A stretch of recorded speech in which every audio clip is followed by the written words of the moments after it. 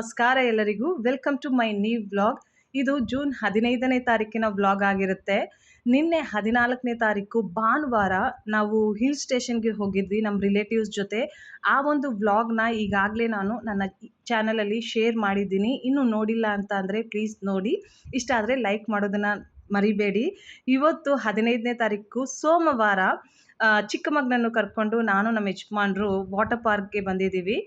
ನಾನು ಪ್ರೀವಿಯಸ್ ಬ್ಲಾಗಲ್ಲಿ ಹೇಳಿದ್ದೆ, ಮಕ್ಕಳಿಗೆ ನಾರ್ತ್ ಇಂಡಿಯಾದಲ್ಲಿ ಸಮ್ಮರ್ ಹಾಲಿಡೇಸ್ ಮೇ 22ನೇ ತಾರೀಕಿಂದ ಜೂನ್ 30ನೇ ತಾರೀಕಿನವರೆಗೂ ಕೊಡ್ತಾರೆ. ಇಲ್ಲಿ ಈ ಒಂದು ಟೈಮ್ ಪೀರಿಯಡಲ್ಲಿ ಎಕ್ಸ್ಟ್ರೀಮ್ ಬಿಸಿಲಿರೋ ಕಾರಣದಿಂದ ಹಾಲಿಡೇಸ್ನ ಕೊಡ್ತಾರೆ. ಸೊ ಹಾಲಿಡೇಸ್ ಶುರು ಆದಾಗಲಿಂದ ನಾವು ಮಕ್ಕಳನ್ನ ಎಲ್ಲಿಗೂ ಕರ್ಕೊಂಡು ಹೋಗಿರಲಿಲ್ಲ. ಸೊ ಆದ ಕಾರಣದಿಂದ ಹೊಸ ಮನೆಗೆ ಬಂದಾದಮೇಲೆ ಸ್ವಲ್ಪ ಸೆಟಲ್ ಆಗಿಬಿಟ್ಟು ಇವಾಗ ಮಕ್ಕಳನ್ನ ಅಲ್ಲಿಗೆ ಇಲ್ಲಿಗೆ ಕರ್ಕೊಂಡೋದಕ್ಕೆ ಶುರು ಮಾಡಿದ್ದೀವಿ. ದೊಡ್ಡವನು ಮನೆಯಲ್ಲೇ ಇದ್ದಾನೆ. ಅವನಿಗೆ ಎಕ್ಸಾಮ್ಸ್ ಇರುವ ಕಾರಣದಿಂದ ಟ್ಯೂಷನ್ಗೆ ಹಾಕಿದ್ದೀವಿ. ಸ್ಪೆಷಲಿ ಮ್ಯಾಥ್ಸ್ ಮತ್ತು ಸೈನ್ಸ್ ಸಬ್ಜೆಕ್ಟಲ್ಲಿ ಪ್ರಾಕ್ಟೀಸ್ ಇರಬೇಕು ಅಂತ ಹೇಳಿ. ಸೊ ಅವ್ನು ಟ್ಯೂಷನ್ಗೆ ಹೋಗಿದ್ದಾನೆ. ನಾವು ಚಿಕ್ಕ ಮಗನ್ನ ಕರ್ಕೊಂಡು ವಾಟರ್ ಪಾರ್ಕ್ಗೆ ಬಂದಿದ್ದೀವಿ. ಇವತ್ತಂತೂ ನಾನು ನಮ್ಮ ಯಜಮಾನ್ರಿಬ್ರು ಚಿಕ್ಕ ಮಗನ ಜೊತೆ ನಾವೂ ಮಕ್ಕಳಾಗ್ಬಿಟ್ಟು ಆಟ ಆಡಬೇಕು, ಮಸ್ತಿ ಮಾಡಬೇಕು, ಕುಡಿದಾಡಬೇಕು ಅಂತ ಪ್ಲ್ಯಾನ್ ಮಾಡ್ಕೊಂಡು ಬಂದಿದ್ದೀವಿ. ಈ ಥರದ ಆಪರ್ಚುನಿಟೀಸ್ ನಮಗೆ ಪ್ರತಿದಿನ ಸಿಗೋದೇ ಇಲ್ಲ. ಆಪರ್ಚುನಿಟಿ ಸಿಕ್ಕಾಗ ಫುಲ್ ಆನ್ ಎಂಜಾಯ್ ಮಾಡಬೇಕು ಅನ್ನೋ ಒಂದು ಆಸೆ ನಂದು. ಸೊ ನನ್ನ ಜೊತೆ ಇರೋರ್ನು ಕೂಡ ನಾನು ಅದೇ ಥರ ಪ್ರೋತ್ಸಾಹ ಮಾಡ್ತೀನಿ. ನಮ್ಮ ಯಜಮಾನ್ರು ಸ್ವಲ್ಪ ಮೂಡಿಯಾಗಿರ್ತಾರೆ, ಬಟ್ ನನ್ನನ್ನು ನೋಡಿಬಿಟ್ಟು ಅವರೂ ಸಹ ಕುಣಿದಾಡೋದಕ್ಕೆ ಮತ್ತು ಮಸ್ತಿ ಮೂಡಲ್ಲಿ ತುಂಬ ತಮ್ಮನ್ನ ತಾವೇ ತೊಡಗಿಸ್ಕೊತಾರೆ. ನಮಗೆ ವಯಸ್ಸು ಹೆಚ್ಚಾಗ್ತಾ ಇದ್ದಂಗೆ ಜವಾಬ್ದಾರಿಗಳು ಕೂಡ ಹೆಚ್ಚಾಗ್ತಾ ಇರುತ್ತೆ. ಕಡಿಮೆ ಅಂತೂ ಆಗೋದೇ ಇಲ್ಲ. ಜವಾಬ್ದಾರಿಗಳ ಜೊತೆ ಸ್ಟ್ರೆಸ್ ಅನ್ನೋದನ್ನು ಸಹ ಹೆಚ್ಚಾಗ್ತಾ ಇರುತ್ತೆ. ಆ ಸ್ಟ್ರೆಸ್ಸನ್ನು ಕಡಿಮೆ ಮಾಡ್ಕೊಳ್ಳೋದಕ್ಕೆ, ಜವಾಬ್ದಾರಿಗಳನ್ನು ಅಚ್ಚುಕಟ್ಟಾಗಿ ನಿಭಾಯಿಸೋದಕ್ಕೆ ಚಿಕ್ಕ ಪುಟ್ಟ ಫನ್ ಅನ್ನೋದು ಲೈಫಲ್ಲಿ ಇರಲೇಬೇಕು ಅಂತ ನಾನು ಹೇಳೋದಕ್ಕೆ ಇಷ್ಟಪಡ್ತೀನಿ ಫ್ರೆಂಡ್ಸ್. ಆದಷ್ಟು ಹೆಚ್ಚಾಗಿ ಫ್ಯಾಮಿಲಿ ಜೊತೆ ಒಳ್ಳೆಯ ಸಮಯವನ್ನು ಕಳಿಬೇಕು. ಅವಾಗವಾಗ ಒಂದು ಚಿಕ್ಕ ಪುಟ್ಟ ವೆಕೇಷನ್ ಅನ್ನೋದು ಪ್ಲ್ಯಾನ್ ಮಾಡ್ಕೋಬೇಕು. ವಿಧ ವಿಧವಾದ ಸ್ಥಳಗಳಿಗೆ ಹೋಗಬೇಕು. ವಿಧ ವಿಧವಾದ ಆಹಾರವನ್ನು ಸೇವಿಸಬೇಕು. ಒಳ್ಳೆ ಎಕ್ಸ್ಪೀರಿಯನ್ಸ್ಗಳನ್ನು ಲೈಫಿನ ಜರ್ನಿಯಲ್ಲಿ ಸೇರಿಸ್ಬೇಕು ಅನ್ನೋ ಒಂದು ಆಸೆ ನಂದು. ನಮಗೆ ಮದುವೆ ಆದಮೇಲೆ ಆ್ಯಸ್ ಎ ಕಪಲ್ ನಾವೆಲ್ಲಿಗೂ ಟ್ರಾವೆಲ್ ಮಾಡಿದ್ದಿಲ್ಲ. ಒಂದು ಒಳ್ಳೆಯ ಸಮಯವನ್ನು ಸ್ಪೆಂಡ್ ಮಾಡಿದ್ದಿಲ್ಲ.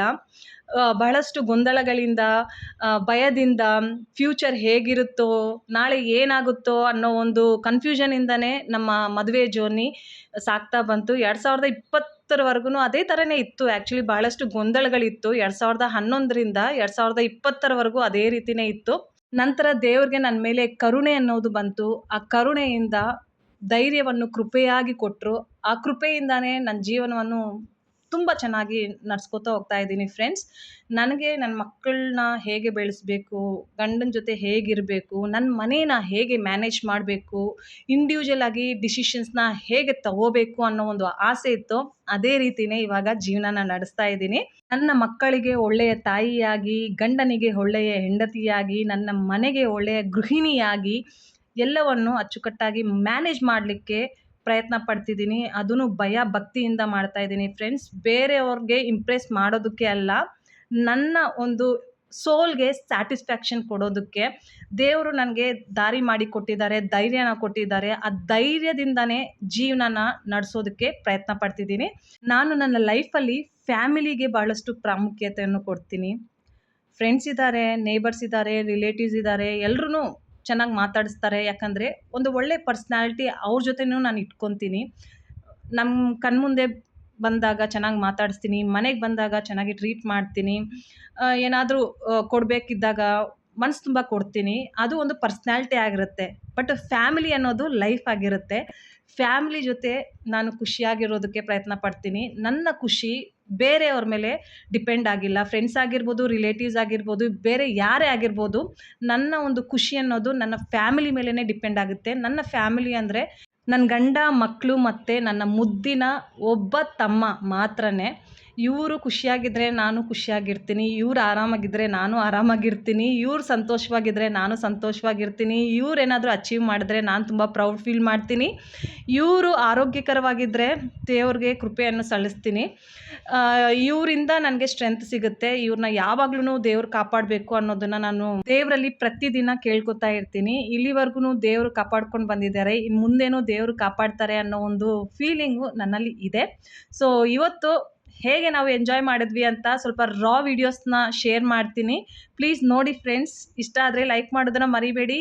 ಚಾನಲ್ನ ಸಬ್ಸ್ಕ್ರೈಬ್ ಮಾಡಿಕೊಂಡು ಎಲ್ಲ ವ್ಲಾಗ್ಸ್ನ ನೋಡಿ.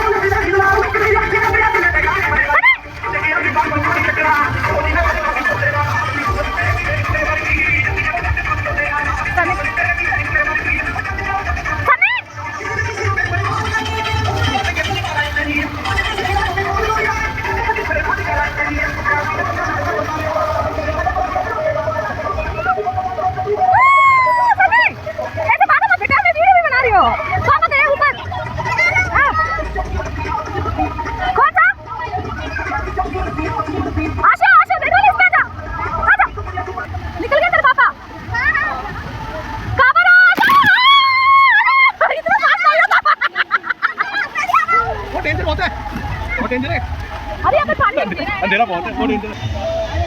आ गए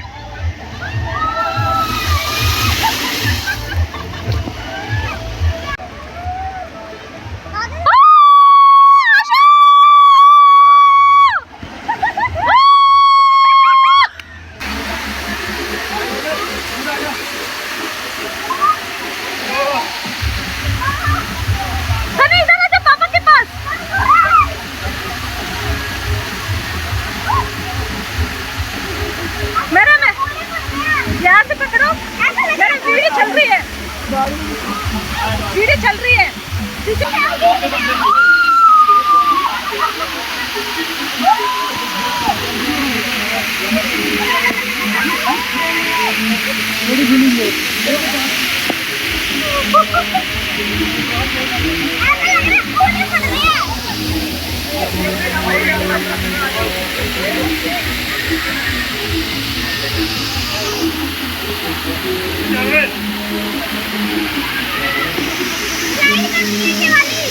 कौन सी?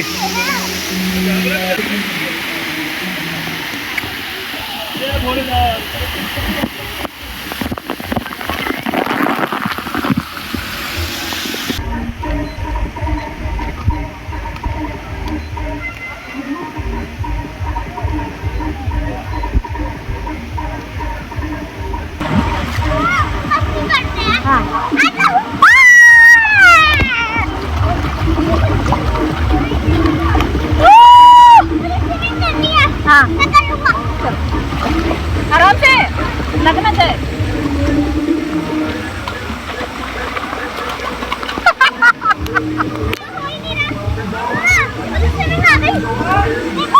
तेरे पापा का देखता है।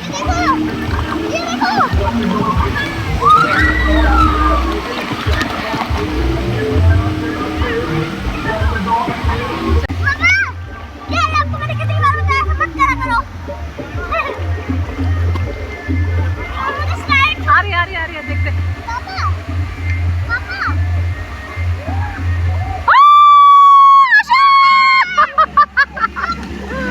बहुत देर से वेट कर रहे थे।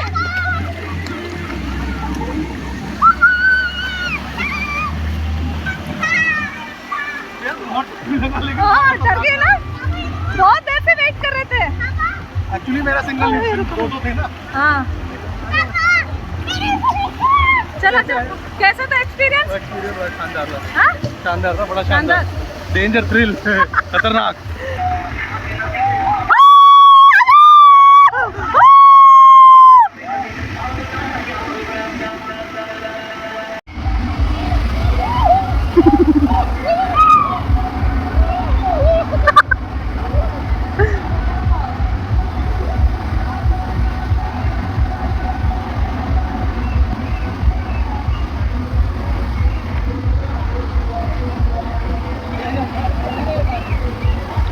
मैंने देख लिया ना वहाँ से, तुम इसमें आने वाले थे तो मैं एकदम भाग के आ गई। सनी अकेला है वहाँ पर। ನನಗೆ ವಾಟರ್ ಸ್ಲೈಡ್ಸ್ ಅಂದರೆ ತುಂಬ ಭಯ ಫ್ರೆಂಡ್ಸ್, ಸ್ಪೆಷಲಿ ದೊಡ್ಡ ದೊಡ್ಡ ವಾಟರ್ ಸ್ಲೈಡ್ಸ್ ಇರುತ್ತೆ ಅಲ್ಲ, ಅದರಲ್ಲಿ ಸ್ಲೈಡ್ ಮಾಡೋಕ್ಕೆ ನನಗೆ ಭಯ ಆಗುತ್ತೆ. ಎಕ್ಸೈಟ್ಮೆಂಟಿಂದ ಬಂದ ತಕ್ಷಣವೇ ಒಂದು ವಾಟರ್ ಸ್ಲೈಡ್ ಮಾಡಿದೆ. ಅದು ಪುಟ್ಟ ವಾಟರ್ ಸ್ಲೈಡೇ ಆಗಿತ್ತು, ಬಟ್ ಏನೋ ಒಂಥರ ಭಯ ಆಯಿತು. ಅಲ್ಲೇ ಪ್ರಾಣ ಹೋಗೋ ಥರ ಫೀಲಿಂಗ್ ಬಂತು, ನನಗೆ ಏನೋ ಆಗಿಬಿಡುತ್ತೋ ಅನ್ನೋ ಥರ ಫೀಲಿಂಗ್ ಬಂತು. ಸೊ ಆದ್ದರಿಂದ ನಮ್ಮ ಯಜಮಾನ್ರು ಮತ್ತು ಚಿಕ್ಕ ಮಗ ಮಾತ್ರನೇ ಫುಲ್ ಆನ್ ಸ್ಲೈಡ್ಸ್ ಮಾಡ್ತಾಯಿದ್ರು. ಸ್ಪೆಷಲಿ ದೊಡ್ಡ ದೊಡ್ಡ ವಾಟರ್ ಸ್ಲೈಡ್ಸಲ್ಲಿ ಇಬ್ಬರು ಇಲ್ಲಾಂದರೆ 4 ಜನ ಕಾಂಬಿನೇಷನ್ ಆಗಿ ಮಾಡ್ತಾರೆ. ನಮ್ಮ ಯಜಮಾನ್ರು ನನ್ನ ತುಂಬ ರಿಕ್ವೆಸ್ಟ್ ಮಾಡ್ತಾಯಿದ್ರು, ಬಾ ಇಬ್ಬರು ಕುತ್ಕೊಂಡು ಸ್ಲೈಡ್ ಮಾಡೋಣ, ನಿನಗೇನು ಆಗಲ್ಲ ಹಂಗೆ ಹೆಂಗಂತ ರಿಕ್ವೆಸ್ಟ್ ಮಾಡ್ತಾಯಿದ್ರು. ಬಟ್ ನಾನಂತೂ ಹೋಗಲೇ ಇಲ್ಲ, ಬರೀ ನೀರಲ್ಲಿ ಕುಣಿದಾಡೋದು, ಡ್ಯಾನ್ಸ್ ಮಾಡೋದು ಅದು ಮಾತ್ರನೇ ಮಾಡ್ತಿದ್ದೆ. ಇನ್ನು ನಮ್ಮ ಯಜಮಾನ್ರಿಗೆ ಬೇರೆ ಗತಿ ಇಲ್ದಿರ ಬೇರೆಯವ್ರ ಜೊತೆ ಹೆಲ್ಪ್ ತಗೊಂಡು ಎಲ್ಲ ವಾಟರ್ ಸ್ಲೈಡ್ಸು ಮಾಡಿದ್ರು. ಒಂದನ್ನು ಮಿಸ್ ಮಾಡಿಲ್ಲ, ಬಟ್ ಫುಲ್ ಆನ್ ಎಂಜಾಯ್ ಮಾಡಿದ್ರು. ನಾನು ಅವ್ರನ್ನ ನೋಡಿ ವೀಡಿಯೋಸ್ ಕ್ಯಾಪ್ಚರ್ ಮಾಡ್ತಾ ಫುಲ್ ಆನ್ ಖುಷಿಪಟ್ಟೆ. ನಾನಂತೂ ತುಂಬ ಎಕ್ಸೈಟ್ಮೆಂಟ್ ತೋರಿಸ್ತೀನಿ ಫ್ರೆಂಡ್ಸ್, ಸುಮ್ಮನೆ ಕ್ಯಾಮ್ರಾ ಇಟ್ಕೊಂಡು ವೀಡಿಯೋ ಮಾಡೋದಲ್ಲ. ಅವರು ಎಂಜಾಯ್ ಮಾಡೋವಾಗ, ಅವ್ರು ಸ್ಲೈಡ್ಸ್ ಮಾಡ್ತಾ ಇರೋವಾಗ ನನಗೆ ಒಂಥರ ಫೀಲಿಂಗ್ ಮತ್ತು ನಾನೇ ಸ್ಲೈಡ್ ಮಾಡ್ತಾ ಇದ್ದೀನಿ ಅನ್ನೋ ಥರ. ಸೊ ಫುಲ್ ಆನ್ ಎಂಜಾಯ್ ಮಾಡ್ತಾ ವ್ಲಾಗ್ಸ್ ಮಾಡ್ತಿದ್ದೆ, ವೀಡಿಯೋಸ್ ಮಾಡ್ತಿದ್ದೆ. ನನ್ನ ಚಿಕ್ಕ ಮಗನಿಗೆ ಒಂದು ಫ್ರೆಂಡ್ ಸಿಕ್ಬಿಟ್ಟಿದ್ದ, ಅಮೇರಿಕಾದಿಂದ ಸಮ್ಮರ್ ಹಾಲಿಡೇಸ್ಗೆ ಅಂತ ಅಜ್ಜಿ ಮನೆಗೆ ಬಂದಿದ್ದಂತೆ. ಸೊ ಅವನ ಜೊತೆ ಮಾತಾಡ್ತಾ ಫುಲ್ ಆನ್ ಸ್ಲೈಡ್ಸ್ ಮಾಡ್ತಿದ್ದ. ಆ್ಯಕ್ಚುಲಿ ಚಿಕ್ಕ ಮಕ್ಕಳಿಗೆ ಒಂದು ಲಿಮಿಟೇಷನ್ ಅನ್ನೋದಿದೆ ಫ್ರೆಂಡ್ಸ್. ದೊಡ್ಡ ದೊಡ್ಡ ಸ್ಲೈಡ್ಸಲ್ಲಿ ಚಿಕ್ಕ ಮಕ್ಕಳು ಅಲೋ ಇರಲ್ಲ. ಸ್ಪೆಷಲಿ 35 kgಗಿಂತ ಕಡಿಮೆ ಇರೋ ಮಕ್ಕಳು ಹೈಟಲ್ಲಿರುವ ಸ್ಲೈಡ್ಸ್ಗೆ ಅಲೋ ಇಲ್ಲ. ಸೊ ಆದ ಕಾರಣದಿಂದ ಇಲ್ಲೇ ಚಿಕ್ಕ ಪುಟ್ಟ ಸ್ಲೈಡ್ಸ್ನ ಅವ್ನ ಫ್ರೆಂಡ್ ಜೊತೆನೇ ಎಕ್ಸ್ಪೀರಿಯೆನ್ಸ್ ಮಾಡ್ತಾ ಎಂಜಾಯ್ ಮಾಡ್ತಾ ಇದ್ದ. ನಾನು ಮಕ್ಕಳನ್ನ ನೋಡಿ, ನಮ್ಮ ಯಜಮಾನರನ್ನ ನೋಡಿ ಖುಷಿಪಟ್ಟೆ. ನಂತರ ಸ್ವಲ್ಪ ಹೊತ್ತು ಬ್ರೇಕ್ ತಗೊಂಡು ಲಂಚ್ ಮಾಡೋಣ ಅಂತ ಡಿಸೈಡ್ ಮಾಡಿದ್ವಿ. ಚೈನೀಸ್ ಫುಡ್ನ ನಮ್ಮ ಯಜಮಾನ್ರು ಆರ್ಡ್ರ್ ಮಾಡಿದ್ರು, ಅದ್ರ ಜೊತೆಗೇ ಇಟಾಲಿಯನ್ ಫುಡ್ನೂ ಸಹ ಆರ್ಡ್ರ್ ಮಾಡಿದ್ರು, ಪಿಜ್ಜಾ ಎಲ್ಲನೂ. ಮೊದಲು ಇದನ್ನು ಬ್ಯಾಟಿಂಗ್ ಮಾಡಿಬಿಟ್ಟು ನಂತರ ಪಿಜ್ಜಾನೂ ಸಹ ನಾವು ತಿಂದ್ವಿ. ಸ್ವಲ್ಪ ಹೆವಿಯಾಗೇ ಇತ್ತು, ಬಟ್ ನಮ್ಮ ಯಜಮಾನ್ರಿಗೆ ಏನಂದರೆ ನಾವು ಪ್ರತಿದಿನ ಬರಲ್ಲ, ಚೆನ್ನಾಗಿ ಆಡೋಣ, ಚೆನ್ನಾಗಿ ತಿನ್ನೋಣ ಅನ್ನೋ ಒಂದು ಥಾಟ್ ಇತ್ತು. ಸೊ ಆದ ಕಾರಣದಿಂದ ಅವರು ಎಲ್ಲನೂ ಆರ್ಡ್ರ್ ಮಾಡಿದ್ರು. ಸ್ವಲ್ಪ ನಾವು ಈ ಒಂದು ಏನಪ್ಪ ಫ್ರೈಡ್ ರೈಸು, ನೂಡಲ್ಸ್ ಎಲ್ಲನೂ ವೇಸ್ಟ್ ಮಾಡಿದ್ವಿ. ಬಟ್ ಪಿಜ್ಜಾ, ಫ್ರೆಂಚ್ ಫ್ರೈಸು, ಈ ಡ್ರಿಂಕ್ಸ್ ಎಲ್ಲನೂ ಕೊಡ್ಬಿಟ್ಟು ವಾಟರ್ ವೇವ್ಸ್ಗೆ ಬಂದಿದ್ದೀವಿ ಫ್ರೆಂಡ್ಸ್. ಸಂಜೆ 4 ಗಂಟೆಗೆ ಈ ಒಂದು ಪೋರ್ಷನು ಓಪನ್ ಆಗುತ್ತೆ, ಅನೌನ್ಸ್ಮೆಂಟೂ ಸಹ ಕೊಡ್ತಾರೆ. ನಾವು ಲಂಚ್ ಮಾಡಿ ಚಿಕ್ಕ ಪುಟ್ಟ ಸ್ಲೈಡ್ಸು, ಮತ್ತು ನಾನಂತೂ ನೀರಲ್ಲಿ ಡ್ಯಾನ್ಸ್ ಮಾಡ್ತಾ ಇದ್ದೆ. ನನಗೆ ಡ್ಯಾನ್ಸ್ ಅಂದರೆ ತುಂಬ ಇಷ್ಟ. ಫುಲ್ ಆನ್ ಮ್ಯೂಸಿಕ್ ಹಾಕಿದ್ರ, ರೇನ್ ಡ್ಯಾನ್ಸು, ಮತ್ತು ಚಿಕ್ಕ ಪುಟ್ಟ ನೀರು ಡ್ರಾಪ್ ಆಗುತ್ತೆ ಅಲ್ವಾ, ಅಲ್ಲೆಲ್ಲ ನಿಂತ್ಕೊಂಡು ಡ್ಯಾನ್ಸ್ ಆಡ್ತಾ ಇದ್ದೆ. ನಾನು ನನ್ನ ಟೈಮ್ನ ಎಂಜಾಯ್ ಮಾಡಿದೆ, ಸುಮ್ಮನೆ ಅಂತೂ ಬರೀ ವೀಡಿಯೋಸ್ ಮಾಡ್ತಿರ್ಲಿಲ್ಲ. ಈ ಅನೌನ್ಸ್ಮೆಂಟ್ ಬಂದಮೇಲೆ ಇವಾಗ ಈ ವಾಟರ್ ವೇವ್ಸಲ್ಲಿ ಕುಣಿದಾಡೋಣ, ಎಂಜಾಯ್ ಮಾಡೋಣ ಅಂತ ಬಂದಿದ್ದೀವಿ. ಇದು ಪರ್ಟಿಕ್ಯುಲರ್ 1 ಗಂಟೆ ಕಾಲ ಓಪನ್ ಮಾಡ್ತಾರೆ, ನಂತರ ಕ್ಲೋಸ್ ಆಗಿಬಿಡುತ್ತೆ. ಟೈಮಿಂಗ್ ಅಂತ ಇರುತ್ತೆ ಇದಕ್ಕೆ. ಸೊ ಅದಕ್ಕೆ ಇಲ್ಲಿನ ಎಕ್ಸ್ಪೀರಿಯೆನ್ಸನ್ನು ಸಹ ನಾವು ಪಡಿಬೇಕು ಅಂತ ಬೇಗನೆ ಬಂದ್ಬಿಟ್ಟಿದ್ದೀವಿ.